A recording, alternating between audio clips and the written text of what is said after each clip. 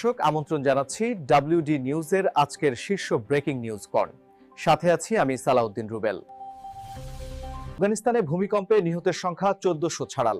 ভয়াবহ এই প্রাকৃতিক দুর্যোগে আহতের সংখ্যাও 3000-এর অধিক বলে জানিয়েছে দেশটির কর্তৃপক্ষ। দাবিতে ধর্ষণের হুমকির প্রতিবাদে ছাত্রদলের বিক্ষোভ, শাস্তির দাবি ছাত্র শিবিরেরও। অভিযুক্ত আলী হোসেনকে গ্রেপ্তার করে একাডেমিক শাস্তির আওতায় আনার দাবি জানান।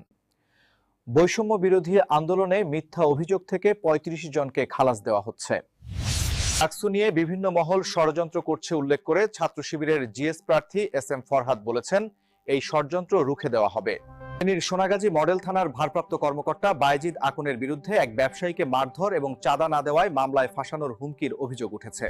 Journalist torture. Former Deputy Commissioner Sultana Parveen was sent to jail in Kurigram after the court denied her bail. ছিল ডব্লিউডি এজেন্সি আজকের শীর্ষ ব্রেকিং নিউজ। নিয়মিত ব্রেকিং নিউজ জানতে চোখ রাখুন ডব্লিউডি এজেন্সি সোশ্যাল মিডিয়া ও ভিজিট করুন www.wdagency.com।